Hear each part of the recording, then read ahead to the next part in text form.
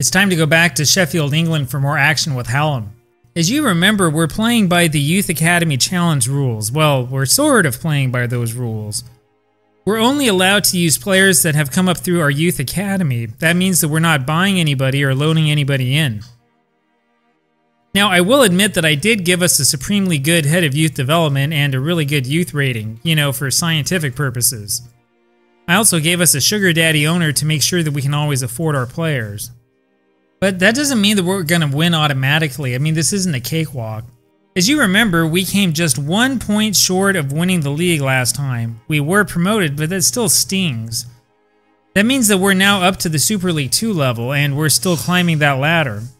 Our reputation increased a lot after our third straight promotion. However, nobody thinks that we've got a chance of winning this league. But that's not really our biggest problem right now. Our biggest problem is that our stadium is way too small. As you may or may not know, Hallam play at Sandygate, which is the oldest football ground in the world. But there aren't exactly a lot of seats. As soon as last season ended, the board announced a £1.6 million plan to expand the stadium to a capacity of almost 2,000. In the meantime, we're going to play at something called the Regional Athletics Stadium. And it turns out that the Regional Athletics Stadium is in Manchester. Now, I don't know if you can tell this or not, but I'm actually not English. I've been to England before, but my most recent trip there was 1989 when I was 5 years old. My knowledge of the geography of the United Kingdom really isn't exactly all that great, and so I went to Google Maps to figure out what was going on. Well, it turns out the Football Manager is referring to a real stadium, though it goes by a different name. We're playing at the Manchester Regional Arena, which is currently occupied by the amateur rugby team Manchester Rangers. It looks absolutely great to me, and it seats about 6,000, which works out well for us. However, it is a bit of a drive for our fans. It's a little bit over an hour to be exact. Anyway, I don't know, do you think that would happen in real life or not?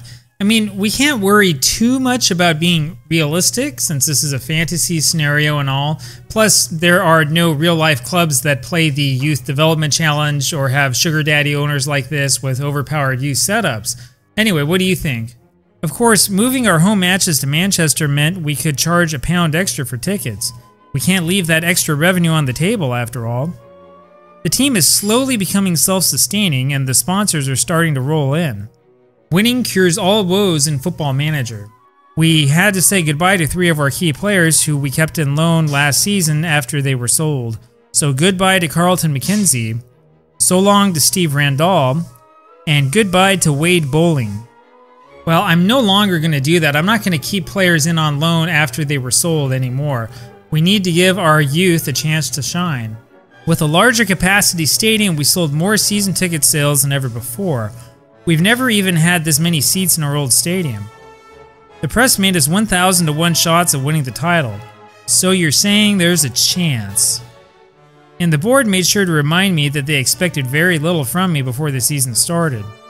Everybody expected that we'd be slaughtered in our first match at Wigan. Now remember, we made absolutely no transfers before this match.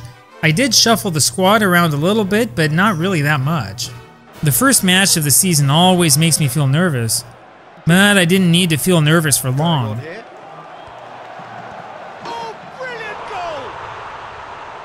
Wigan got that goal back about halfway through the second half.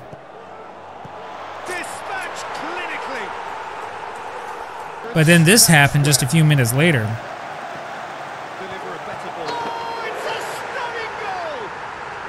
It was a great victory and it felt sweet to win. And that was a sign of things to come. Our first home match was a sellout. Unfortunately for our fans, we lost that home opener to Blackburn 2-1. However, by the beginning of September, we were on top of the league. We had a good-looking goal differential and we were starting to feel comfortable. The board felt that my position was untouchable. And here's a rarity, the supporters also gave me an A+. Meanwhile, Ebenezer Salafu, the man who won us the match on opening day, was named the league's Young Player of the Month in August. We were on a 5-game winning streak and it looked like nobody could touch us. Honestly, we didn't even look back after that hot start. By late October, we had won 11 in a row. I won Manager of the Month after an unbeaten October, and we were solidly in first place. Not to spoil things, but that's really how the league was this season. We jumped up to first place quickly and we really never looked back. But the FA Cup, now that was different. Our FA Cup dreams last season were rudely ended by Manchester City.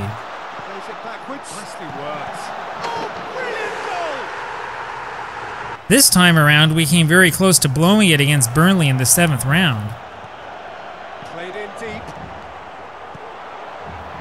Great effort. It wasn't until extra time that we started to pour on the pressure. Could this be the moment? Youngster Brian Lopez, who kept saying he wanted to leave to a bigger club, gave us a 2-goal lead. And then it was the old man, Aston Blakey, who our coaches think isn't good enough for our team, who put us ahead by 3. It looked like an easy win, but it was anything but. We faced Premier League Italian side Parthenope in the 8th round, and everybody thought we'd lose. We gave up a ridiculous penalty about a half hour in. That was out wide now. Lovely close control. Ball to eyeball with the goalkeeper. It's in! But then we answered just minutes later.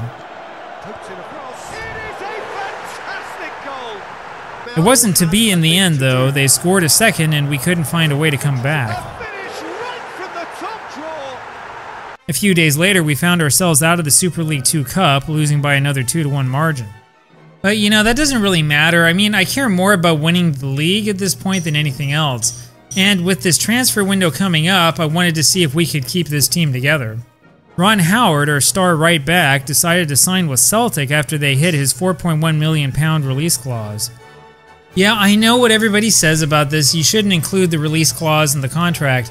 However, if your team's reputation is low, you'll find that you really have no choice. I wanted to push his clause up higher, but he wouldn't agree to a new contract, and so that's what happened. I don't blame them. Howard was a good player, and he was turning into a real star for us. Of course, the interesting thing is that Celtic are only 1 tier above us. I wonder if we'll make it to the top before they do. We called on 16-year-old Joey Rooney to cover Howard's place at right back. This is where I made a mistake, by the way. We had better players than Rooney, but they were kind of all out on loan. As an experiment, I put all of our B team and under-19 players up for loan at the beginning of the season. Yeah, I didn't really pay that much attention to the loans when I made them, and we wound up with a whole bunch of loans that I couldn't terminate early. None of the players really improved that much when they were out on loan, and then we wound up unable to pull over the players that we really needed in the first team. I'm not going to do that again. I'm not going to loan players out again like this, at least not in this save. Now, later on, if we have a save where we don't have a whole ton of money, I might reconsider. And then, on the last day of the transfer window, our star left back Andy Grant went to Dynamo Kiev after they hit his release clause. Grant was already a star for us, and I really wish we could have held on to him. That was a new record transfer fee for us, by the way. It was also the most noteworthy deal of the transfer window in our league. Anyway, enough worrying about that. Let's go out there and just win this league. While all that transfer drama was going on, Salafu won another Young Player of the Month award, bagging 5 goals and 5 appearances in February.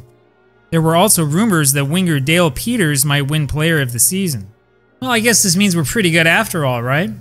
We were still in first place on April 10th, but we were slipping. We had a key road match against Oxford United that day. We turned on the pressure right from the start.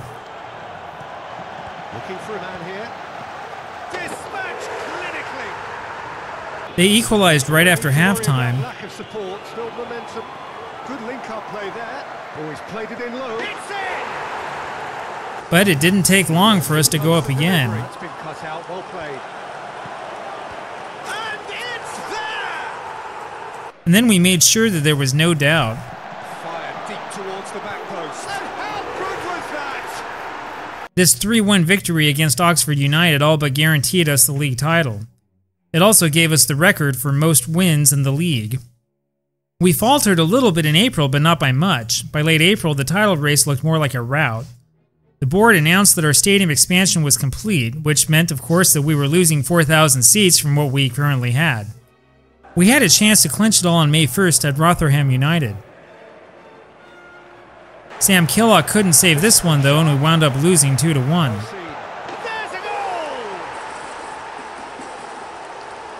Despite losing, we clinched promotion that day anyway. and that prompted the board to agree to expand the stadium once again. Well, it's a losing battle and you know it. At some point in time, we're going to need to have more than 3,000 seats. Maybe we should just build a new stadium, guys. We had a chance to win the league at home against Hibernian on May 5th. Everybody hoped to see us win, and we made it look easy. Playing out wide. Tearing defenses apart. How good is he? Great exchange. A finish right from the top draw. Played down the flank. Looking tidy in possession here.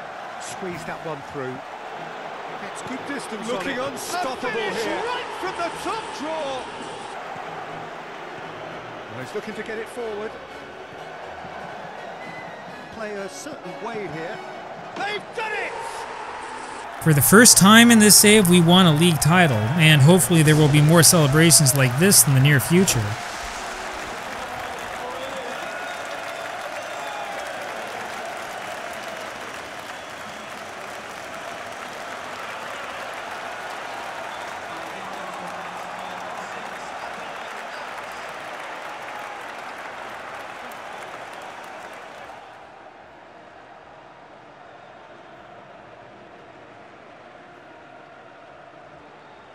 The supporters were so happy that they wanted to make a statue of me outside the stadium.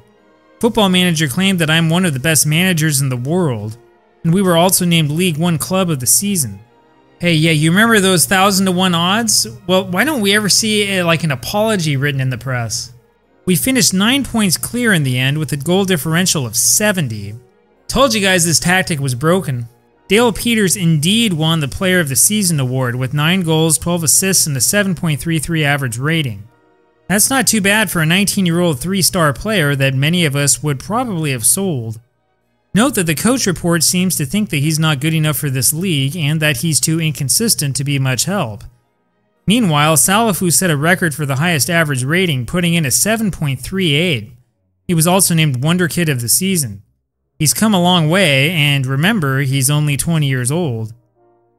At the same time, I was named Manager of the Season. Our income also went up dramatically, and Salafu is now the biggest shirt seller on the team.